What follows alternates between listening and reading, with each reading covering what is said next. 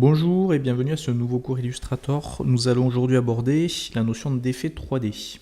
Dans Illustrator, oui, effectivement, nous pouvons faire de la 3D. Alors, c'est pas aussi évolué que ce qu'on pourrait faire par le biais d'éditeurs 3D spécifiques, comme 3D Studio Max ou Maya ou Modo ou autre, ou Blender. On est sur quelque chose d'assez basique, mais on va dire pour des petits besoins, ça peut faire l'affaire. Alors dans Illustrator, on va dénombrer trois types d'effets 3D. Les effets 3D de rotation, c'est les plus simples. En gros, on applique une rotation dans l'espace à une forme de dimension, donc ce qui permet de créer une sorte de perspective. Ensuite, nous avons les effets 3D d'extrusion, donc on crée de la profondeur sur une forme 2D. Et ensuite, les effets 3D de révolution.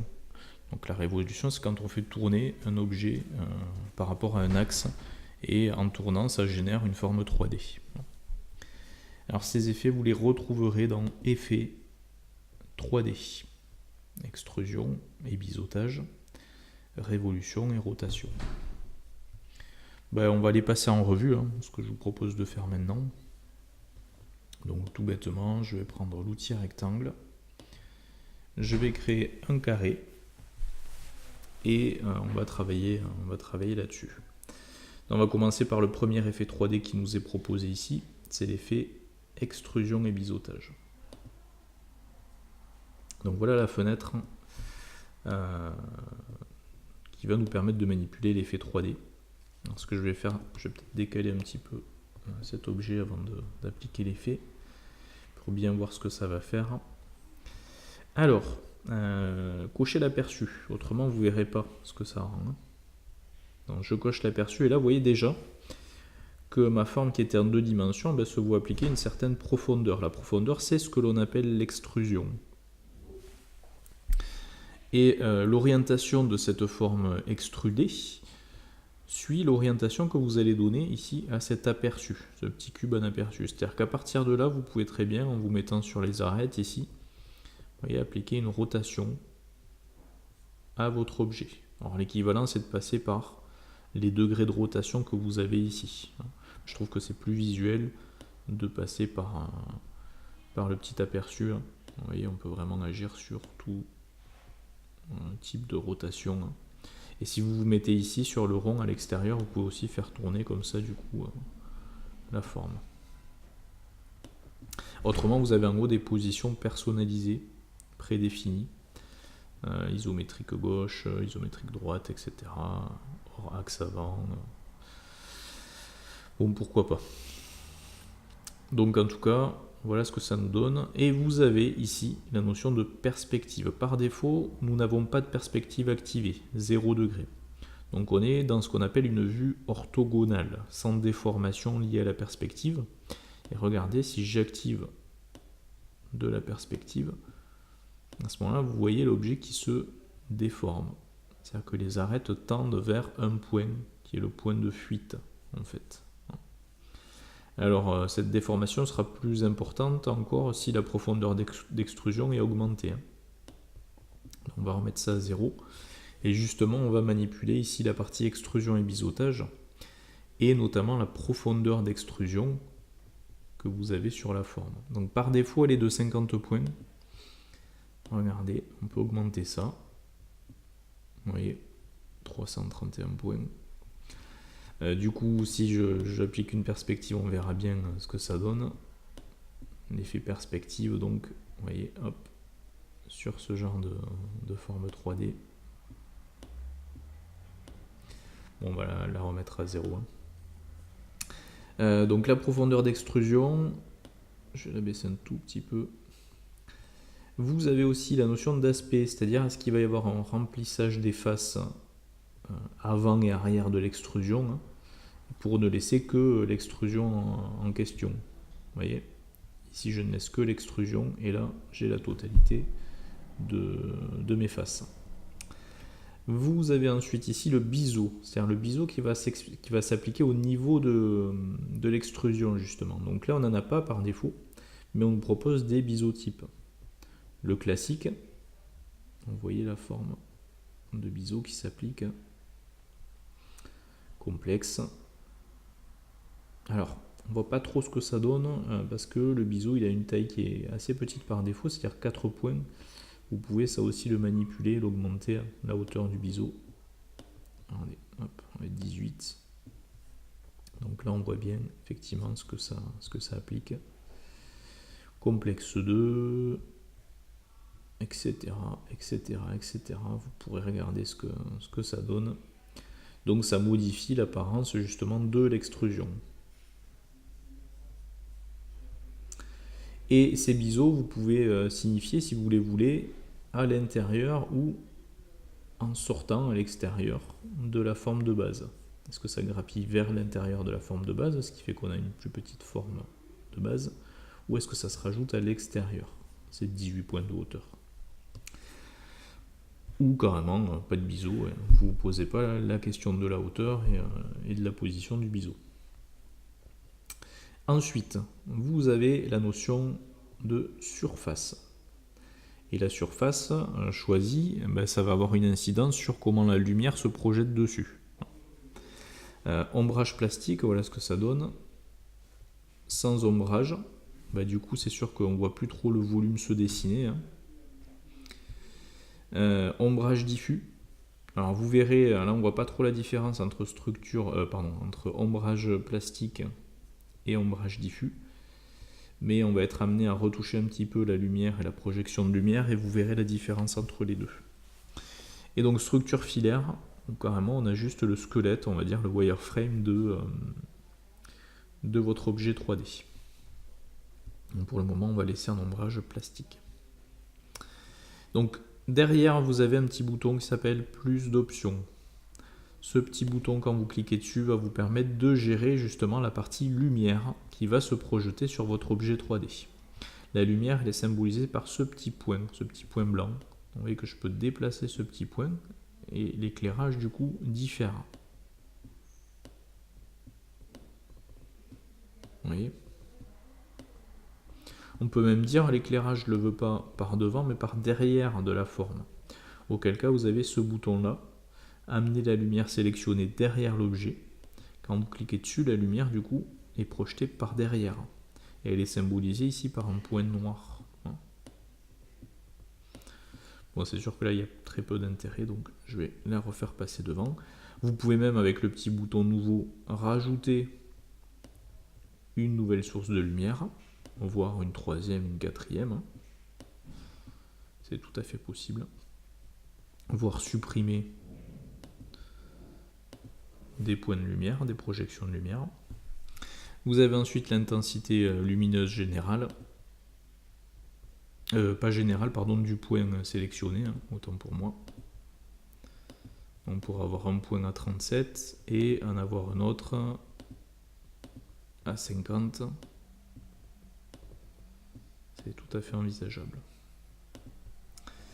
Donc l'intensité lumineuse du point, hop, la lumière ambiante. Là, c'est vraiment la lumière générale du coup. On peut augmenter la luminosité générale. Ou la réduire d'ailleurs aussi. Alors l'intensité des tons clairs, la taille des tons clairs, on ne verra pas spécialement la différence sur ce type d'extrusion là. Alors peut-être que si j'applique un biseau, on verra un petit peu plus ce que ça donne.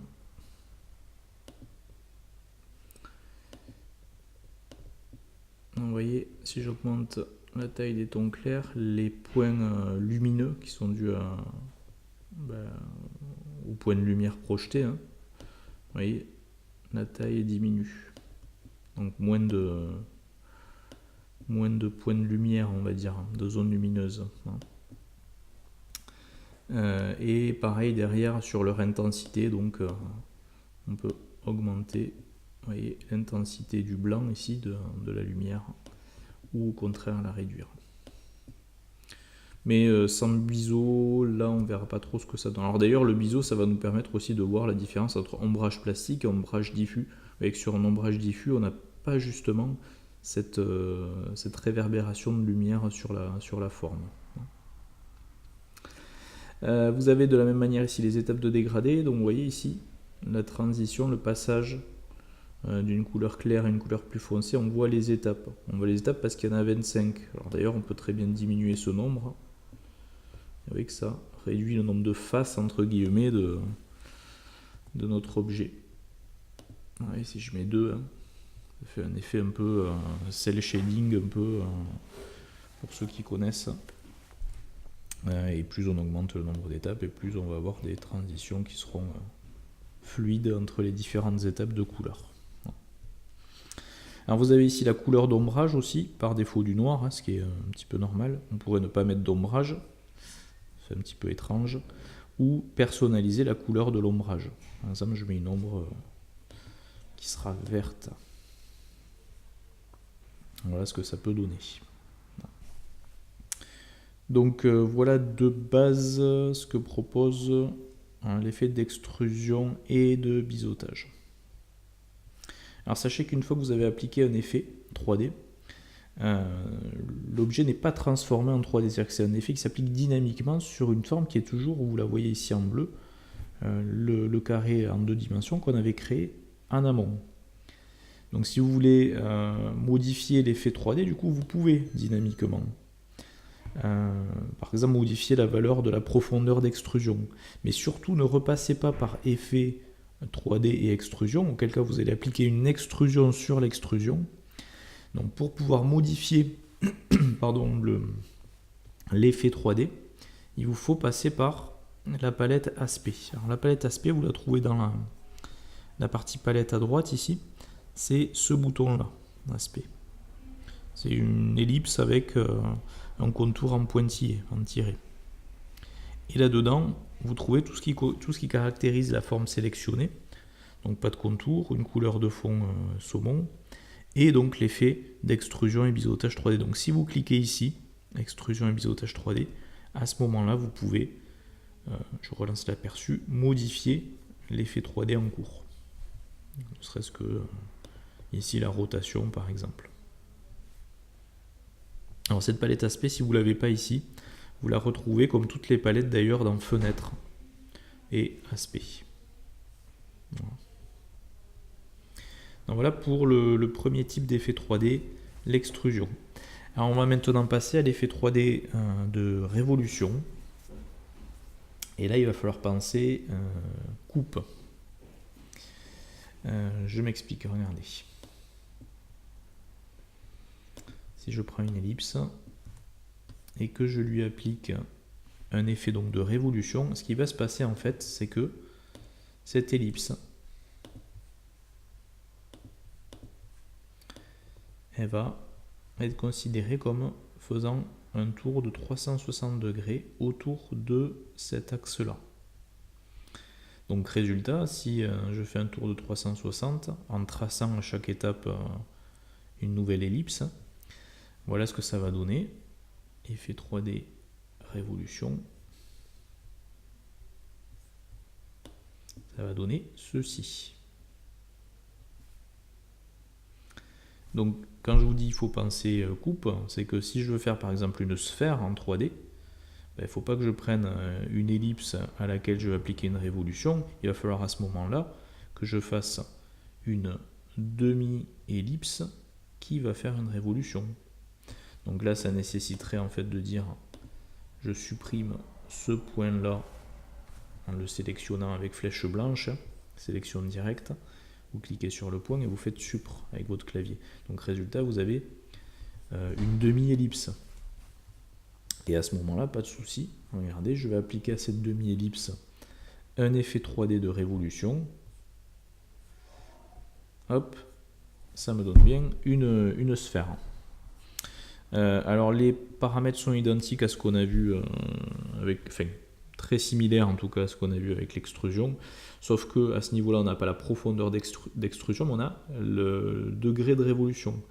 Là, on a 360 degrés de révolution, on fait une révolution complète. On pourrait très bien dire, on ne fait pas une révolution complète. On fait que... alors, attendez. Hop. Voilà, on fait que 298 degrés. Et à ce moment-là, je ne sais pas si vous voyez, ça nous fait un Pac-Man, par exemple. Bon, allez, j'en conviens, c'est pas terrible. Donc en tout cas, vous pourriez potentiellement faire une révolution non complète. On va refaire du 360 degrés. Alors, il y a aussi un décalage. Alors, le décalage, c'est quoi? C'est le décalage entre la forme que vous avez créée et l'axe qui sert à faire la rotation. Donc là, par défaut, il n'y en a pas. Donc si je me décale de l'axe de rotation, s'il veut bien, hop, pardon, voilà. Vous voyez, j'ai entre ici, ce côté de ma forme et l'axe qui sert à faire la rotation, je vais avoir 174 points. C'est ce qui fait ce trou, on va dire, sur l'objet 3D. J'ai l'axe au milieu et j'ai 174 points de distance entre l'axe et la forme. Après le bord, est-ce qu'on part du bord gauche ou du bord droit? C'est-à-dire de la droite plutôt que de la gauche. Et la forme, bien sûr, change à ce moment-là. La révolution n'est pas la même. En tout cas, vous pouvez gérer ça. Je remets du bord gauche par défaut, sans décalage. Après, l'ombrage, c'est la même chose. Ombrage plastique, diffus, donc où il n'y a pas la réverbération, ou sans ombrage, ou structure filaire. Donc ça ne change pas.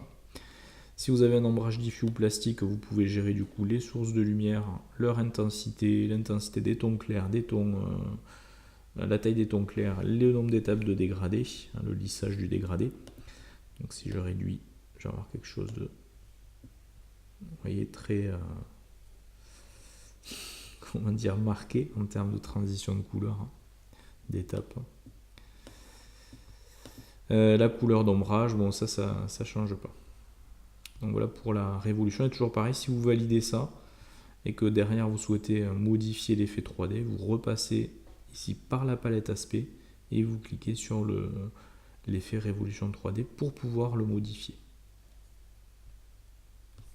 Alors je vous disais, tout est dynamique, hein, ce qui veut dire que si là je modifie ce point là, ben, ça me réapplique l'effet 3D sur la nouvelle forme de cette manière. C'est dynamique en effet. Alors pensez d'ailleurs que si vous ne voulez plus l'aspect dynamique, vous pouvez décomposer l'aspect de l'objet. Là vous réobtenez des vecteurs, des formes. Donc l'effet 3D derrière n'est plus modifiable. Je reviens en arrière. Mais du coup il faut penser coupe, ça veut dire que si vous voulez faire par exemple un verre en 3 dimensions, admettons, hein, ça veut dire qu'il faut prévoir la coupe du verre. Donc on va dire ça pourrait donner quelque chose comme ça.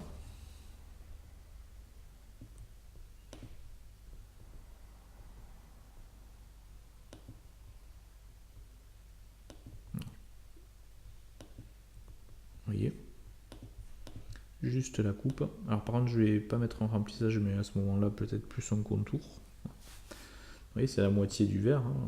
Si on avait un axe de symétrie, l'axe de rotation, pardon, l'axe de rotation il serait comme ça, hein.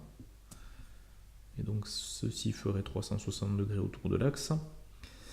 Donc on va tester, est-ce que ça marche? Donc je sélectionne mon tracé, effet 3D révolution. Voilà, effectivement ça me donne un vert. Alors vous allez me dire oui mais il n'est pas transparent. Alors c'est vrai. Alors je peux effectivement changer la couleur de contour à tout moment. C'est pas un souci. Par contre il n'y a pas d'opacité gérée. Alors l'opacité d'un objet de manière générale, qu'il soit en 2D ou en 3D après effet, vous pouvez changer ça en partie supérieure ici vous avez l'opacité. Vous pouvez très bien modifier ça à 47%, ce qui fait que si j'ai d'autres objets, hop, alors hop là, où est-ce qu'il est? Si j'ai d'autres objets en fond par exemple, disposition arrière-plan, et par transparence on les verra.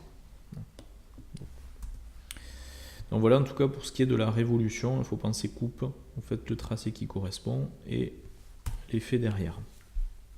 Et puis vous avez vous avez le dernier effet 3D qui est la rotation. Alors là, on ne va pas avoir d'extrusion, de révolution. C'est juste le fait de prendre cet objet et de lui appliquer une rotation dans l'espace. Vous voyez, c'est ni plus ni moins que ça. Vous allez me dire quel est l'intérêt, on aurait très bien pu prendre la plume et ancrer les points de manière à créer ça. Oui, je suis d'accord. C'est une autre manière de faire. Et en plus, là, vous avez aussi la gestion de la perspective. Voilà, qui peut s'appliquer. Et voilà votre objet en rotation. C'est pas plus compliqué que ça. Alors juste, je vais quand même vous préciser que vous pouvez également appliquer ce qu'on appelle des textures à ces objets 3D. Vous pouvez les texturer, donc plutôt que de les remplir d'une simple couleur unie. Alors pour pouvoir texturer une forme à laquelle on a appliqué un effet 3D, on va utiliser les symboles. C'est les symboles qui vont être utilisés comme texture. Donc c'est à dire que si je veux créer par exemple une boîte de céréales, alors je vais faire simple, là je vais aller chercher une image de boîte de céréales. Je n'ai pas internet, alors attendez, hop.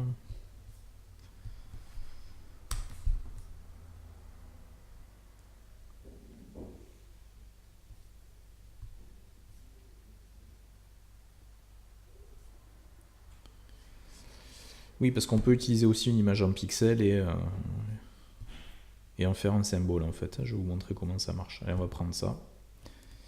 Alors c'est un petit peu dommage parce que l'intérêt d'Illustrator c'est justement d'être du vectoriel, hein, donc pas proposer de pixels. Donc là on va intégrer du pixel à Illustrator du coup. Donc j'aurais dû retravailler cette image pour qu'elle soit bien droite et tout ça, mais bon c'est pas très grave. Donc je veux que cette image soit un symbole.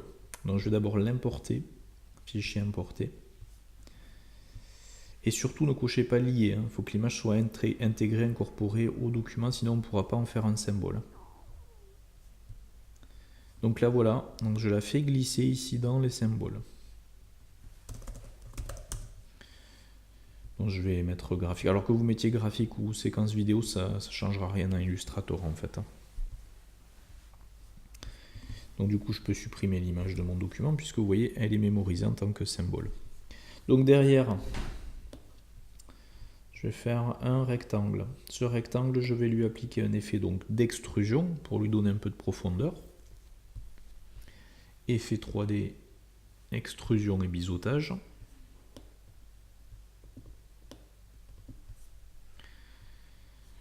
Donc une profondeur d'extrusion qui sera un peu plus importante. On va dire 80. Et derrière, si je veux que devant on ait donc cette fameuse image de boîte de céréales, vous avez en bas, vous voyez un petit bouton qui s'appelle plaquage. Vous allez cliquer dessus et regardez, vous voyez apparaître les différentes faces de votre objet. Alors là, on est sur la face 1, on le voit ici, face 1 sur 6 faces. La face 2, alors vous la voyez apparaître aussi encadrée en rouge sur l'objet 3D, hein, c'est l'arrière. Face 3, c'est le côté ici de droite. Face 4, c'est le dessous. Face 5, c'est le côté gauche. Et face 6, c'est la partie supérieure. Donc je reviens sur la partie de devant. Et vous voyez que vous avez ici la partie symbole qui apparaît. On peut dire, bah tiens, j'utilise pour la face de devant le symbole céréales.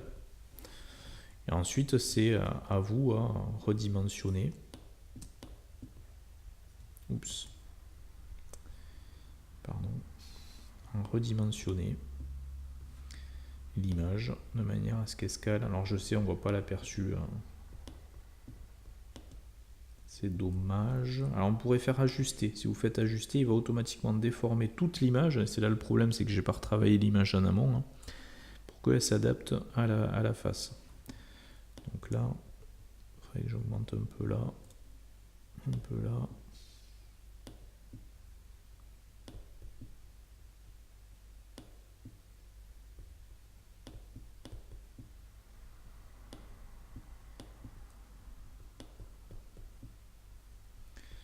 Oui, derrière que ça se réadapte. Voilà. Et aussi, vous pouvez ici cocher ombré d'Illustrator. L'illustration, on vous dit que c'est plus lent. Donc l'ombrage géré sur la partie juste avant, hein, la partie lumière, s'applique aussi au-dessus de la texture. Il vaut mieux le faire.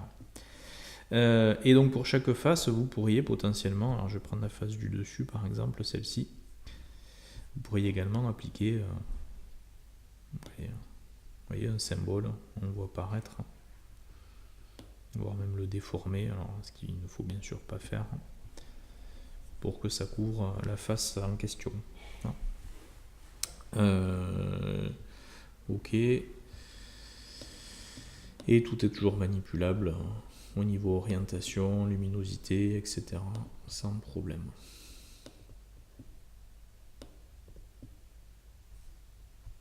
Donc voilà, alors c'est valable aussi pour les formes auxquelles vous appliquez des révolutions. Alors juste le plaquage est peut-être un peu plus complexe à ce moment-là, mais si je prends une sphère comme tout à l'heure, donc une demi-ellipse à laquelle j'applique l'effet de révolution.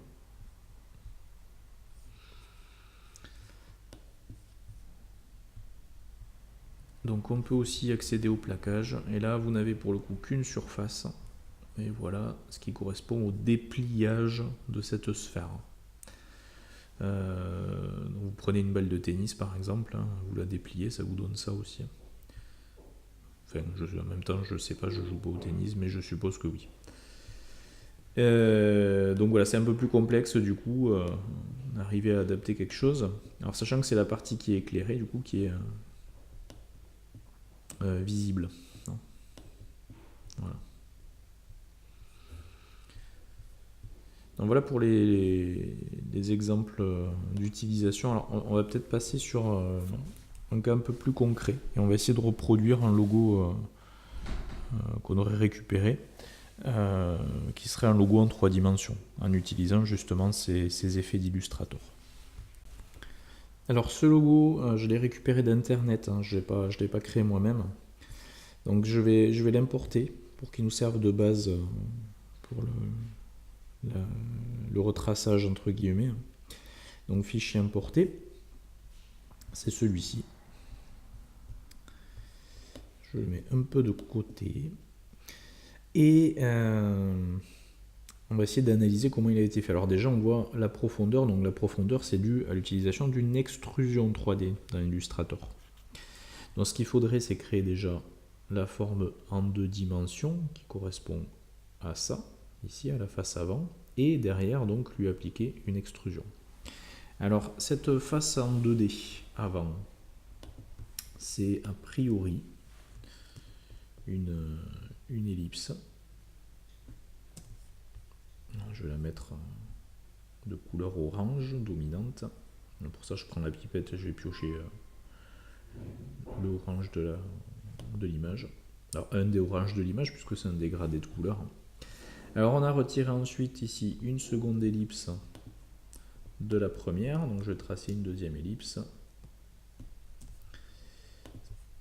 que je vais superposer à la deuxième. Alors je peux prendre les 2 ellipses et par le biais de la palette alignement je vais les centrer horizontalement et verticalement, et par le biais du Pathfinder je fais une soustraction.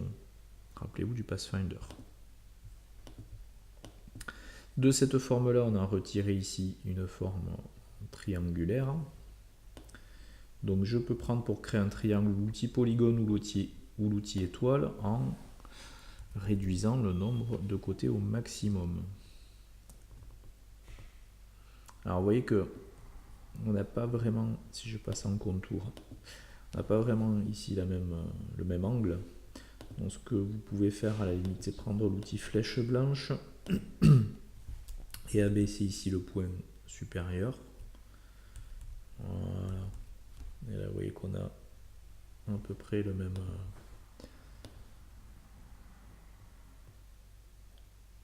angle. Et donc du coup je vais pareil soustraire cet ensemble. Alors, il ne me reste plus que ce rectangle là à rajouter, hein, donc outil rectangle.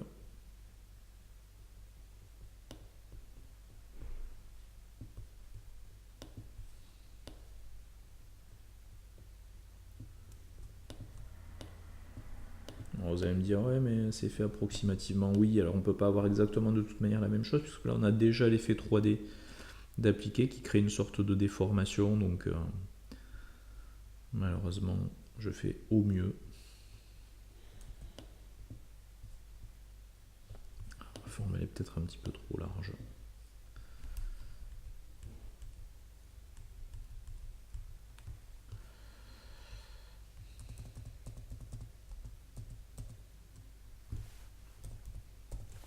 Ce que je vais faire, je vais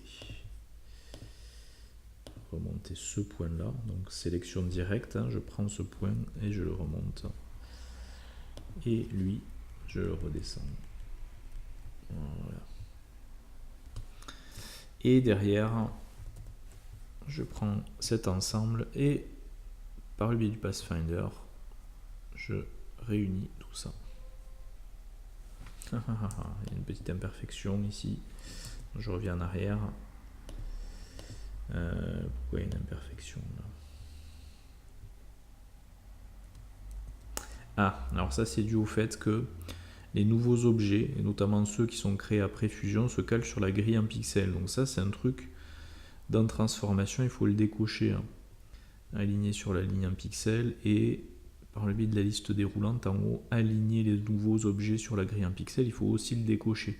Alors normalement ça se décoche à la création du document. Parce qu'autrement, vous voyez, vous avez des mauvaises surprises. Vous voyez que là, j'ai plus de soucis. Voilà. Hop. Et du coup, tout simplement, on va appliquer maintenant notre bonne extrusion avec la bonne profondeur. Donc, effet 3D, extrusion et biseautage. Aperçu. Alors là, je vais choisir une position avant. Vous voyez, on voit la face de l'objet. Je vais juste ici prendre ce segment et faire une petite rotation vers l'avant. De cette manière-là. Appliquer une perspective. Parce qu'il y a quand même une perspective de créer. Puisqu'on va envoyer ce côté-là. Et peut-être que la profondeur d'extrusion est un petit peu plus importante. Voilà.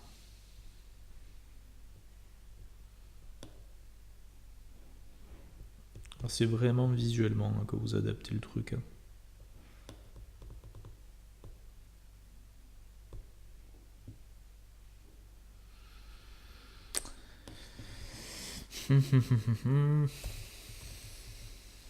Voilà.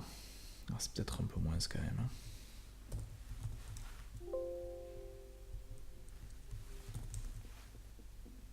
Allez, on va rester là-dessus. Alors l'ombrage, la lumière, je vais la mettre peut-être devant, peu importe.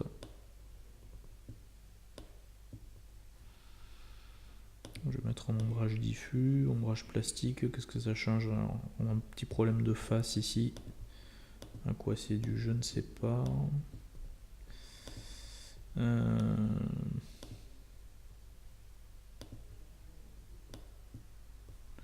Alors ça arrive des fois, hein, des petits bugs. Alors c'est peut-être lié à la perspective qui est un peu importante. C'est un peu gênant.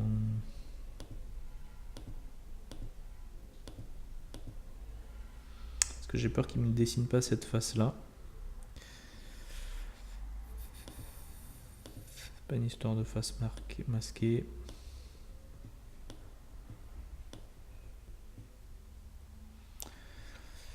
Faire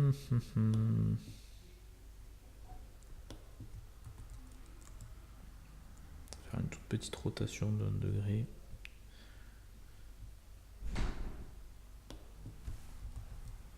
Ouais, oui, c'est ça, c'est la rotation. Je vais remettre un degré, bon, c'est pas grave. Donc voilà ce que ça me donne. Et alors là, vous me dites, oui, mais alors on n'a pas du tout le même rendu. Et ce qui est normal, c'est puisque eux, ils ont appliqué, ou vous voyez peut-être un dégradé sur les différentes faces en fait de l'objet 3D. Donc l'idée, ça va être de réappliquer les mêmes dégradés au niveau des différentes faces, mais le problème c'est que je ne peux pas accéder aux différentes faces puisque je suis sur un effet qui est appliqué dynamiquement sur un objet 2D. Donc je suis obligé d'abord de décomposer cet aspect-là, en passant par objet et décomposer l'aspect. Et à ce moment-là, vous voyez que je réobtiens les différentes faces qui correspondent à l'objet 3D. Donc attention ensuite à la décomposition, un groupe est constitué, donc il faut dissocier le groupe autant de fois que nécessaire. Vous voyez, 2 fois là ça suffira. Et du coup j'ai accès aux différents morceaux de mon objet 3D.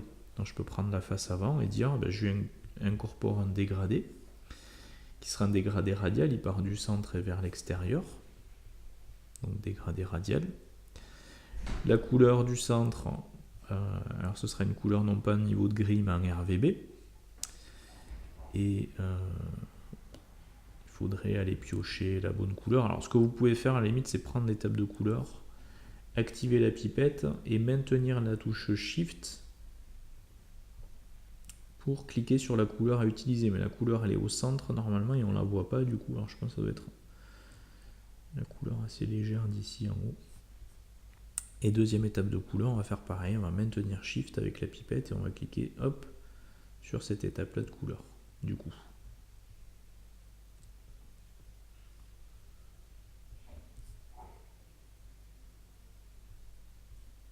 C'est pas évident de trouver la bonne du coup.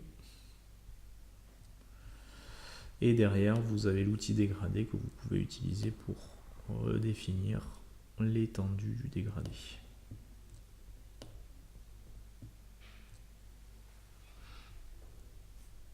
Je ne suis pas très bonne sur cette couleur là. Voilà, c'est plus quelque chose comme ça. Voilà. Donc il faut faire pareil pour chacune des faces, tout simplement. C'est-à-dire que la face qui est ici, c'est pareil. On va lui incorporer un dégradé. Première étape, pipette, majuscule clic, on va piocher l'étape de couleur. Deuxième couleur, pipette, majuscule clic, et on sélectionne la bonne couleur. Et après, avec l'outil dégradé, on redéfinit d'où part le dégradé.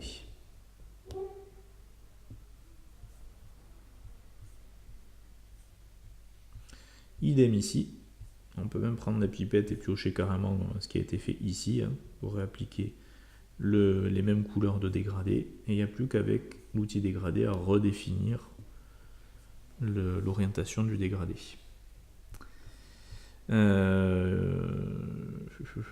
Et il faut faire pareil pour chacune des faces. Donc juste c'était pour vous montrer l'idée, le principe. Alors il y a d'autres choses qui ont été appliquées, notamment ici. Je pense qu'il y a une petite lueur interne, très légère. Mais le principe est celui-là. Donc on décompose pour pouvoir isoler les éléments, les faces, et leur appliquer du coup le bon dégradé. Donc là je m'en tiens à ça, mais il faudrait le terminer. Et ceci clôt le cours sur les effets 3D. Et on se retrouve bientôt pour un nouveau cours sur Illustrator.